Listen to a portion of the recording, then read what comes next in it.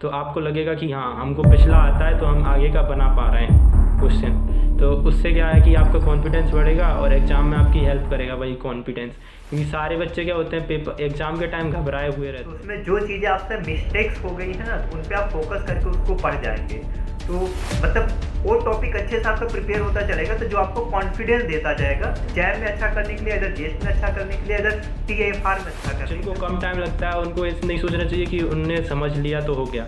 उनको क्या है कि उनके नोट्स बनाने चाहिए जो कि उनको एग्ज़ाम टाइम पे एक ही दिन में रिवाइज करने में हेल्प करें। आपको क्वेश्चन मिलेंगे तो आपको थोड़ा मतलब आपका अगर आपको बन आता है तो आपको 2 लिखने की कोशिश भी होगी उस पेपर को सॉल्व करते वक्त। तो ऐसा नहीं होगा कि आपको बन भी नहीं आता तो आप 2 भी नहीं लिख पाए। दोस्तों, रवि भाई के साथ मैं एक बार और से अवेलेबल हूँ। इस वीडियो में हम बात करने वाले हैं क्या हमारी स्ट्रेटजी होनी चाहिए आईआईटी जैम 2022 के लिए। फिजिक्स स्पेशल है ये, आप जेएस के लिए भी प्रिपेयर कर पाएंगे, साथ में टाइफर के लिए भी प्रिपेयर कर पाएंगे। पूरी स्ट्रेटजी रवि भाई आपको बताने वाले हैं।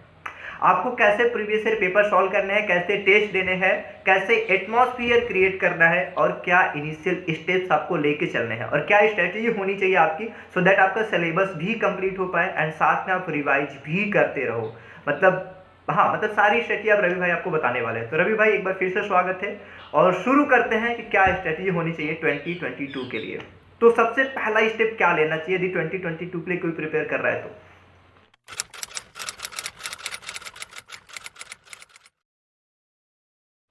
हाँ, तो सबसे पहला स्टेप ये होना चाहिए कि आपको सबसे पहले अपना एनवायरनमेंट क्रिएट करना चाहिए जो कि आपको हेल्प करे आगे पढ़ने के लिए। क्योंकि ऐसा होता है ना कई बार कि हम एक दिन कर लेंगे इन उससे मतलब मोटिवेशन से इंस्पिरेशन से एक दिन कर लेंगे, अगले दिन कर लेंगे, उसके बाद क्या होता है कि हमारा जो मोटिवेशन है वो डीके करता जाता है।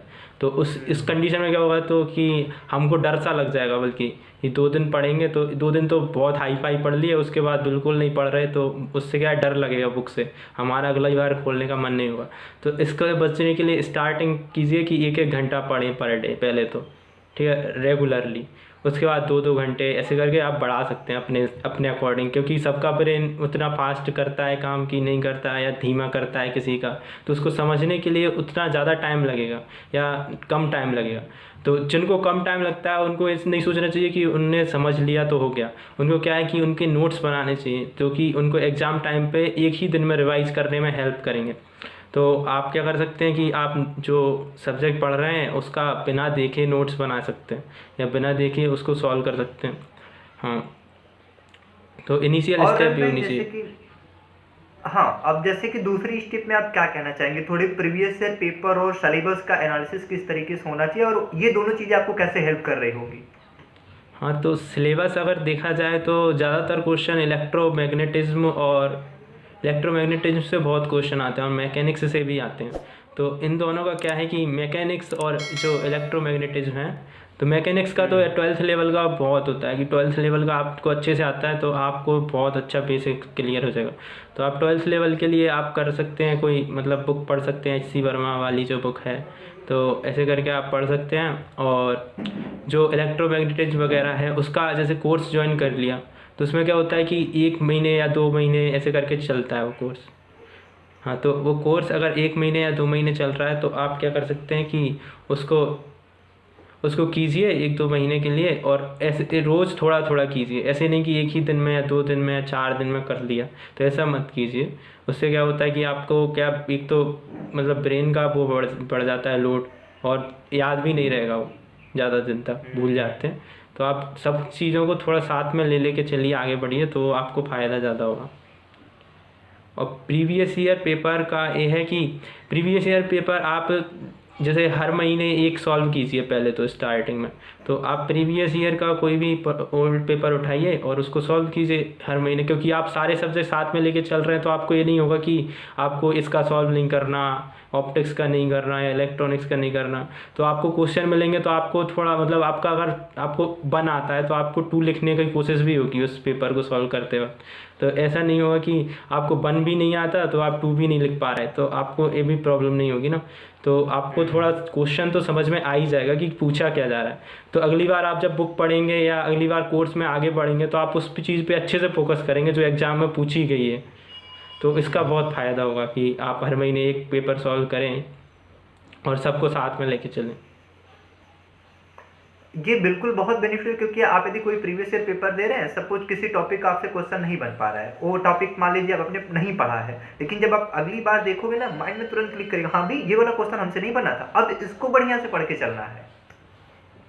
हाँ जैसा कि आप देख ही रहे हो, मैं IIT jam topper Ravi ji से बात कर रहा हूं। आप चाहते हो कि मैं ऐसे ही टॉपर्स को लाकर इंटरव्यू करता रहूं, तो आप चैनल को सब्सक्राइब कर लीजिए, बिकॉज ये आपके जो नंबर सब्सक्राइबर होते हैं, मुझे टॉपर्स को दिखा करके उनको बुलाने में इजी हो जाता है, चैनल की रीच बढ़ रही होती है। जो मेरा टारगेट है आप लोगों को इंफॉर्मेटिव कंटेंट देते रहना, वैल्यूएबल कंटेंट देते रहना, उसमें मुझे बहुत हेल्प होती है टॉपर्स को लाने में। आप चैनल को सब्सक्राइब कर लीजिए। चलिए आगे बढ़ के आप वीडियो को देखते रहिए, सारी चीजें सीख करके इंप्लीमेंट करिए, आप भी एक दिन होंगे जिनका मैं इंटरव्यू कर रहा हूं। तो लेट्स मूव ऑन। अच्छा रवि भाई, और एक चीज की, हम यदि पढ़ते तो चल रहे हैं और नॉर्मल सी बात है, हम भूलते भी चल रहे होंगे, इसको बचने के लिए आपने एक अच्छी टेक्निक बताई कि सारे सब्जेक्ट साइमल्टेनियस आपके लेके चलते रहो। आप इलेक्ट्रोडायनेमिक भी पढ़ते रहो भाई, वेक्टर वाली चीज़ें भी पढ़ते रहो, मतलब सारा कुछ एक साथ में, फिर मैकेनिक्स भी पढ़ रहे हो, साथ में मैनेज करके पढ़ते हुए चलो, ये तो बढ़िया हो गया। लेकिन हम कुछ चीज़ें भूलेंगे भी, जिससे हमको रिवाइज करना पड़ेगा, तो किस तरीके से हमें रिविजन स्ट्रेटजी रखना चाहिए? रिवीजन के लिए नोट्स बनाइए जिसमें आपके फॉर्मूले लिखे हों। एक तो नोट्स में ज़्यादा वो नहीं कि ज़्यादा भारी भरकम नोट्स बनाती है ये वो, मतलब वो सब तो बुक में लिखा है, तो भारी भरकम बनाने की मुझे नहीं लगता कि कोई ज़रूरत है। और नोट्स थोड़े इंटरेस्टिंग होने चाहिए, तो उनमें क्या है कि फिगर वगैरह अच्छे से बनाने चाहिए, और ऐसा ही नहीं कि इक्वेशन फार्मूले भरती है नोट्स में, तो ये भी नहीं होना चाहिए। तो नोट्स अच्छे से बनाएं और उसका रिवाइज़ करें जब आपको रिवीजन की ज़रूरत पड़े। वैसे हर हफ्ते आप एक बार देख लेते हैं ना कि आपने हर हफ्ते में, पूरे हफ्ते में क्या पढ़ा है 6 दिन में, तो आप संडे को देख सकते हैं कि आपने क्या पढ़ा है, एक दिन बैठ के कि हमने ये वाला फार्मूला देखा, ये यहाँ से आया, ऐसे ड्राइव हुआ, ये सब देख सकते हैं, तो इससे फ़ायदा होगा। और रिवीजन का मैं कुछ ज़्यादा नहीं बोलूँगा, क्योंकि मैं करता नहीं था ज़्यादा रिवाइज। ये वाली लाइन आपने बहुत सही इंट्रोड्यूस करी रहे भाई, कि आप यदि वीक में जो भी पढ़े 6 दिन में, यदि संडे को आप रिवाइज कर लेते हैं, तो आपके कहले बैक इन मेमोरी में चला जाएगा, सबकॉन्शियस माइंड में कहले चला जाएगा, अपने आप वो रिकॉल हो गया है, ज़्यादा जल्दी भूलेगा नहीं अब आपको, वो रिकॉल हो गया एक बार को। और रवि भाई एक चीज़ आप ये बताइए कि अब हमें टेस्ट सीरीज किस तरीके से देना चाहिए? जैसे हम प्रीवियस ईयर पेपर तो दे रहे हैं, वो क्या पैटर्न वो ऑब्जर्व करते हुए चले आ रहे हैं, फिर हमें कुछ नई चीज़ें जो कभी पूछी नहीं गई हैं, कुछ टेस्ट सीरीज को किस तरीके से देते हुए चलना चाहिए? कई बार को टेस्ट सीरीज होते होंगे, जैसे चैप्टर वाइज है, कुछ यूनिट वाइज होंगे, कुछ कंप्लीट टेस्ट सीरीज होंगे, उनको किस तरीके से देना चाहिए और कब देना ठीक रहेगा कि अब से टेस्ट सीरीज हम देना स्टार्ट कर सकते हैं? हाँ, तो टेस्ट सीरीज आप स्टार्ट कर सकते हैं 1 महीने के बाद ही अगर चाहें तो, क्योंकि उसमें क्या है कि जैसे आप सारे सब्जेक्ट पढ़ते ही जा रहे हैं, तो आपको ये नहीं कि आपको वेट करना है किसी सब्जेक्ट को पढ़ने के लिए कि हम टेस्ट सीरीज तभी स्टार्ट करेंगे। तो जैसे अब कोई क्वेश्चन का बेसिस, जैसे फिजिक्स के सारे टॉपिक कनेक्टेड रहते हैं एक दूसरे से, तो आपको पिछला टॉपिक आता होगा तो आप अगले टॉपिक का क्वेश्चन कर सकते हैं, अपने से भी कर सकते हैं, तो आपका उससे कॉन्फिडेंस बढ़ेगा। ये अगर आप ऐसा करें कि टेस्ट सीरीज साथ में ही देते चलें, तो आपको लगेगा कि हाँ, हमको पिछला आता है तो हम आगे का बना पा रहे हैं क्वेश्चन। तो उससे क्या है कि आपका कॉन्फिडेंस बढ़ेगा और एग्ज़ाम में आपकी हेल्प करेगा वही कॉन्फिडेंस, क्योंकि सारे बच्चे क्या होते हैं पेपर एग्ज़ाम के टाइम घबराए हुए रहते हैं, तो ये प्रैक्टिस बहुत अच्छी रहती है कि हम उसको प्रैक्टिस करते चलें साथ में, टेस्ट सीरीज़ वगैरह ज्वाइन करके। बिल्कुल बिल्कुल, आप टेस्ट सीरीज यदि साथ में लेके चल रहे हैं, तो कोई आप जैसा कि बता रहे हो कि फिजिक्स के बहुत सारे टॉपिक एक दूसरे से कनेक्टेड हैं, तो हमारा कॉन्फिडेंस भी बूस्ट होता रहेगा। यदि हम एक टॉपिक को अच्छे से जान रहे हैं, तो दूसरे टॉपिक में थोड़ी ट्राई कर सकते हैं कि हाँ यार करके देखते क्या पता हो जाए। और जैसे कि हम 1 साल पूरा पढ़ते हुए जा रहे हैं, तो हमें क्या अपनी स्ट्रेटजी रखनी चाहिए सिलेबस कंप्लीट करने के लिए? क्योंकि कई बार को मान लीजिए कुछ हमको दिक्कत आ गई, हम नहीं पढ़ पा रहे हैं, या फिर आपके अकॉर्डिंग क्या लगता है कि हमको कितने समय अपना सिलेबस फुली कंप्लीट कर लेना चाहिए, देन आफ्टर कुछ टाइम डिवोट करना चाहिए हमको फुल्ली तरीके से टेस्ट सीरीज सॉल्व करने के लिए, या फुल्ली तरीके से रिवाइज करने के लिए, कुछ प्रैक्टिस के लिए? क्या आप इस चीज़ में बोलना चाहेंगे कि कब तक अपना सिलेबस कंप्लीट करो, फिर सर्टेन टाइम निकालो आप रिवाइज के लिए, क्वेश्चन प्रैक्टिस के लिए? तो अगर हम 1 महीने का टाइम अगर निकाल सकें इसके लिए कि हम इतने टाइम क्वेश्चन जो रिवाइज करेंगे या क्वेश्चन पेपर सॉल्व करेंगे तो बहुत अच्छा रहेगा। उसमें भी आप ऐसा कर सकते हैं कि यार 5 दिन में एक पेपर सॉल्व करें, ऐसा नहीं कि रोज़ ही पेपर सॉल्व कर रहे हैं। तो उसमें क्या है कि आप 4 दिन रिवाइज़ कीजिए, 5वें दिन पेपर सॉल्व कीजिए, फिर 4 दिन फिर रिवाइज़ कीजिए, फिर 5वें दिन फिर उस पेपर सॉल्व कीजिए। तो आपका क्या है कि जैसे कोई पेपर में क्वेश्चन फिर पूछा है जो कि आपको नहीं बना, तो आप जब रिवाइज़ करेंगे तो वो दोबारा दिखेगा आपको कि आप इस टॉपिक से ऐसे करके उसको सॉल्व कर सकते थे। तो अगर अगली बार वो एग्ज़ाम में आता है या नहीं, या पूछ लेता है एग्ज़ाम में, तो आप उसको आसानी से सॉल्व कर सकते हैं, आपको ज़्यादा सोचना नहीं पड़ेगा।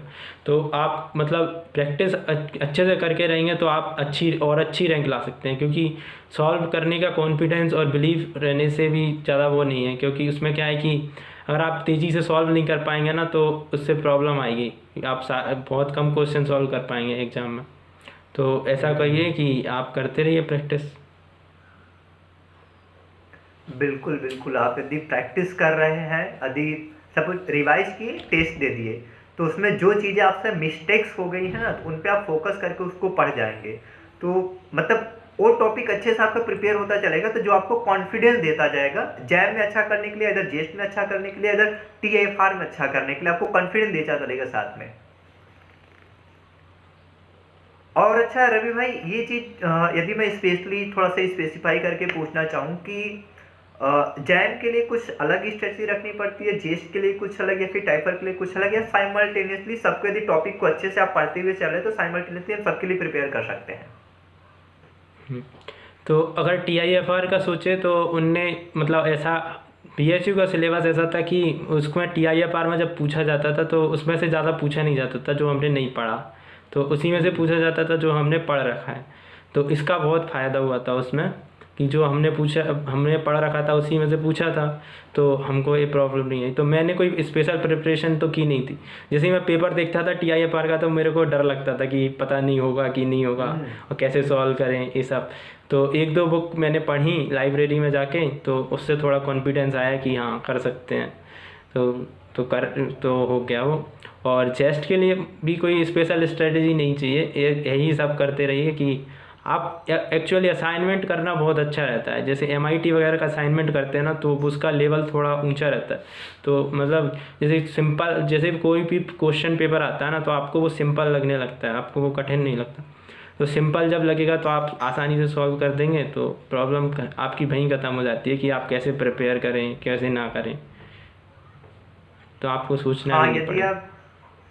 यदि आप असाइनमेंट सॉल्व कर रहे हैं ना, तो हाउ टू टैकल क्वेश्चन, ये वाली जो एक्टिविटी आपके साथ में होते हुए चल रही है, तो कॉन्फिडेंस वो जाने अनजाने में बहुत बूस्ट होता रहता है, क्योंकि क्वेश्चन देख के फिर आपको डर नहीं लगेगा, फियर फैक्टर रिमूव हो जाएगा, जो बहुत कह एक निगेटिव पॉइंट लेके चला जाता है बहुत सारे स्टूडेंट के प्रिपरेशन के दौरान में, क्योंकि क्वेश्चन देख के डर लगता है। वो हटाना है तो भाई आप दो बढ़िया से कह असाइनमेंट दो, कुछ टेस्ट वगैरह दो, प्रीवियस ईयर पेपर देखो, क्वेश्चन देखो, राइट? हाँ बिल्कुल रवि भाई, आपने बहुत सही स्ट्रेटजी शेयर करी है। आई होप जो भी इस वीडियो को करेंटली देख रहे हैं, पहले तो बहुत बहुत धन्यवाद रवि भाई ये सारी बातें शेयर करने के लिए। जो लोग भी इस वीडियो को देख रहे हैं बहुत अच्छा कर पाएंगे जैम 2022 के अंदर। अभी इस 2021 में तो बहुत ज़्यादा समय नहीं बचा है, तो आप 2022 के लिए प्रिपेयर करेंगे, बहुत अच्छा कर पाएंगे यदि इन स्टेप्स को फॉलो कर रहे हैं। तो आप इस वीडियो को आखिर तक देखो, इट मींस ये वीडियो आपको पसंद आई है। इस वीडियो को शेयर करो उन सब दोस्तों तक जो भी IIT जैम की तैयारी कर रहा है। ये वीडियो पहुंचनी चाहिए हर एक IIT जैम एस्पिरेंट तक। खोजो, देखो, अपने व्हाट्सएप स्टेटस पे डाल दो, ग्रुप में डाल दो, फर्स्ट ईयर के ग्रुप में डालो, सेकेंड ईयर के ग्रुप में डालो, ये वीडियो फैला दो, फैला दो।